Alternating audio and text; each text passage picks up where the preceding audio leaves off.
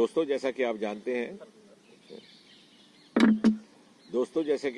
हैं प्रधानमंत्री श्री नरेंद्र मोदी जी अक्सर ये बात कहा करते हैं कि वो देश में समाज में केवल 4 जातियों से परिचित हैं और वो हैं महिला, युवा, किसान अथवा अन्नदाता और गरीब। और इन्हीं जातियों के विकास से समस्त देश राष्ट्र का विकास है। और यदि आज हम महिलाओं की बात करें तो आपके ध्यान में होगा कि गत 10 वर्षों में 26 मई 2014 को प्रधानमंत्री के रूप में मोदी जी ने शपथ ग्रहण किया था।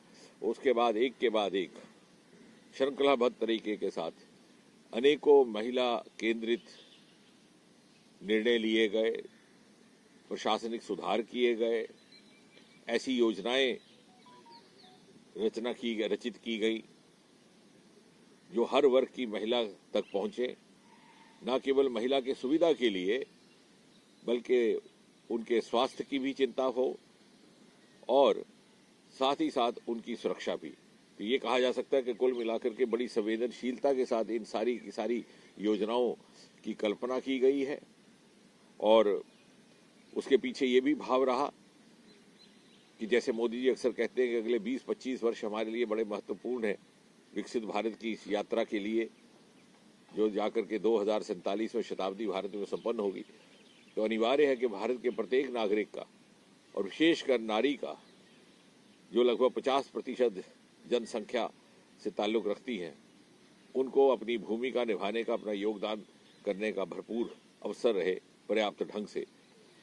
और इस नारी शक्ति और नारी सामर्थ्य को समर्पित यदि आप योजनाओं की तरफ ध्यान दिलाएं क्रम के तहत, तो आप देखेंगे कि सन 2014 में ही प्रधानमंत्री जी ने लाल किले से अपने स्वतंत्रता दिवस के संबोधन में आह्वान किया था स्वच्छता का और शौचालयों को निर्माणित करने का। हो सकता है बहुत सारे लोगों को उस समय उसकी पीछे की भावना समझ में ना आई हो, या ये भी लगा हो कि इतने बड़े मंच से प्रधानमंत्री ये बात कह रहे हैं तो इसका क्या अर्थ है।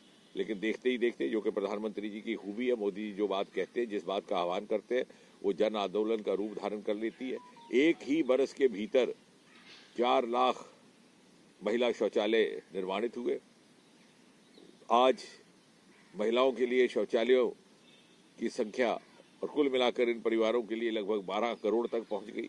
और इन शौचालयों के माध्यम से न केवल स्वास्थ्य की चिंता होती है, सुरक्षा भी मिलती है, सुविधा भी। हम में से बहुत से लोगों ने वो जमाना देखा है जब दूर देहात के क्षेत्र में हमारी बहनें इंतजार किया करती थी भोर की पहली किरण का, कि थोड़ी थोड़ी रोशनी हो और पूरी तरह से उजाला भी ना हो, तो खेतों में जाती थी शौच के कारण। तो कितना अत्याचार और अन्याय वो करती थी अपने साथ, अपने शरीर के साथ, अपने स्वास्थ्य के साथ। और बहुत सारे परिवार अपने बच्चियों को स्कूल इसलिए नहीं भेज पाते कि वहां पर शायद शौचालय की पर्याप्त सुविधा ना थी।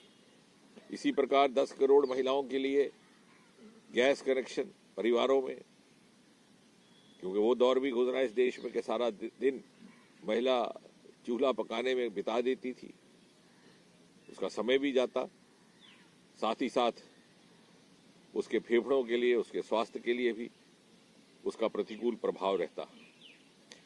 इतना ही नहीं, दूसरे क्षेत्रों में भी आप देखिए तो पहली बार प्रधानमंत्री जी ने महिलाओं का योगदान इस प्रकार का रहे कि अब वो जमाना जाता रहा कि उनके भागीदारी की बात की जाती थी। अब उनके नेतृत्व का, उनकी लीडरशिप का जमाना आया। Indian women has graduated from the role of participation to the role of leadership, and women participation development has evolved into women led development. और उसका प्रत्यक्ष उदाहरण हमारे सामने है अंतरिक्ष के विभाग में, जहां के आदित्य मिशन की मुखिया भी महिला और चंद्रयान की ज्वाइंट डायरेक्टर भी महिला। इतना ही नहीं, मोदी जी के व्यक्तिगत प्रयास और हस्तक्षेप से महिलाओं को फौज में कमीशन की इजाजत दे दी गई, एयरफोर्स में फाइटर पायलट्स की, और हर एक क्षेत्र में। और आज आपने देखा पिछले ही सत्र में महिलाओं के लिए संसद में आरक्षण का भी विधेयक लाया गया, और प्रत्येक क्षेत्र में। और आज जो प्रधानमंत्री आवास योजना चल रही है उसके तहत भी लगभग 3-4 करोड़ मकान क्योंकि ये ऐसा समाज है, यदि आप कल्पना करेंगे जिसमें कच्चे मकान में रहना कोई बहुत बुरी बात भी नहीं समझा जाता था। एक तरह की हमारी मानसिकता इस प्रकार से बन चुकी थी कि एक वर्ग ऐसा था जिसके शायद भाग में लिखा होता था कि कच्चे ही मकान में पैदा होना। हमारे पूर्वज भी उसी तरह से अपनी ज़िंदगी बसर कर गए। लेकिन आज एक आकांक्षा जागी है, हसरत जागी है लोगों के भीतर, भारतवासियों के भीतर, और ये मकान महिलाओं के नाम किए जा रहे हैं। इसी प्रकार हर एक क्षेत्र में महिला को न केवल भागीदारी मिले बल्कि वो पुरुष की अगुवाई करे, इस प्रकार की व्यवस्था पिछले 10 वर्षों में की गई है और निरंतर ये प्रयास, ये क्रम जारी है। और आने वाले समय में जब मोदी जी तीसरी बार प्रधानमंत्री बनेंगे तो निश्चय ही महिलाओं का योगदान और उनकी भूमिका शताब्दी भारत के निर्माण में और प्रमुखता से सामने आएगी। तो कल प्रधानमंत्री ने कई मुद्दों पर अपनी बात रखी। सबसे बड़ा मुद्दा था वो परिवारवाद, और साथ ही साथ जिस तरह की एक्शंस मोदी सरकार ले रही है करप्शन के खिलाफ। ईडी की रेड्स को जो है राजनीतिक दल, जो अपोजिशन है, वो ये कहते हैं कि वो इसलिए की जा रही है क्योंकि इन एजेंसीज का गलत इस्तेमाल किया जा रहा है। आज फिर आम आदमी पार्टी के नेताओं के घर पर ईडी की रेड्स चल रही है, इसको आप किस तरह देखते हैं? नहीं, सबसे पहले तो मैं ये कहूँगा कि जो परिवारवाद का, जैसे प्रधानमंत्री जी ने सही कहा, पहली बार मुझे लगता है कि मोदी जी के आने के बाद भारतवासियों को एहसास होने लगा कि लोकतंत्र का अभिप्राय क्या है, उसका अर्थ क्या है। यदि लोकतंत्र का भाव ये है, लोकतंत्र की परिभाषा ये है कि किसी भी घर में कोई बच्चा जन्मे, घर बड़ा हो के छोटा, ऊंचा हो के नीचा, उसकी माँ ये साहस कर सके, ये स्वप्न देखने की कि मेरा बच्चा भी बड़ा होकर के ऊंचे से ऊंचे पद पर आसीन हो सकता है, वो स्वतंत्रता का एहसास हमारी मानसिकता में पहली बार मोदी जी के आने के बाद हुआ। वरना हम वंशवाद के आड़ में, वंशवाद के पर्दे में पनप रहे उस पुष्ट दर पुष्ट राज को ही लोकतंत्र समझ बैठे थे। और पहली बार हमारे, आप राष्ट्रपति को देखिए, प्रधानमंत्री जी को देखिए, सामान्य समाज के वर्ग से आकर के उस पद पर आसीन होकर के, जिसके परिणाम स्वरूप युवाओं में भी एक आकांक्षा जागी, एक उम्मीद जागी, आशावाद जागा है। वरना 2014 से पहले का अगर आप आलम देखें, क्योंकि इसका एहसास करने के लिए, इसको समझने के लिए अनिवार्य है कि आप तुलना करें, तर्क तथ्य तुलना हो। देखिए 2014 से पहले कैसा वातावरण था कि साहब कुछ एक परिवार है जिनके हिस्से में सब कुछ आता है, वरना हमारा तो हिश कुछ नहीं। और हमारे युवा इस इंतजार में रहते कि कब मौका मिले और देश छोड़ कर बाहर चले जाए, और आज वही युवा वापस देश आने के लिए उत्सुक थे। और जहाँ तक एजेंसीज का संबंध है, जब कांग्रेस वाले ये बात करते हैं कि किसी सीबीआई या अन्य एजेंसियों का दुरुपयोग किया जाता है, तो वो अपने चश्मे से जो उन्होंने अपने कार्यकाल में किया, उसी मानसिकता से वो इस बात का इजहार कर रहे हैं।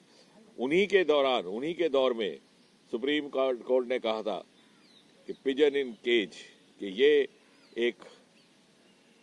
एक परिंदा है जिसको बांध के रखा गया है पिंजरे में। ये यूपीए सरकार के लिए कहा गया, एनडीए सरकार के लिए नहीं कहा गया।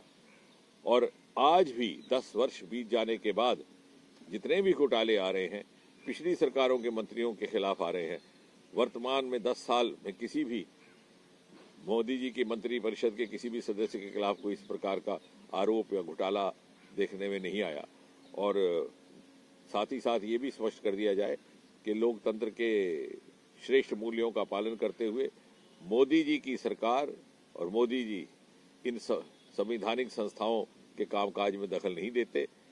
और जिन लोगों को आपत्ति है या जो इस प्रकार की बातें करते हैं, वो शायद इसकी आड़ में अपने गुनाह, अपने पाप छिपाने का एक नाकाम प्रयास कर रहे हैं। बात करें तो सरकार लगातार यूसीसी पे जोर दे रही है। गोवा में आज जो है उत्तराखंड के अंदर भी यूसीसी को लेकर किया जा रहा है। इसको लेकर के गृह मंत्रालय अपना पक्ष रखेंगे उचित समय में।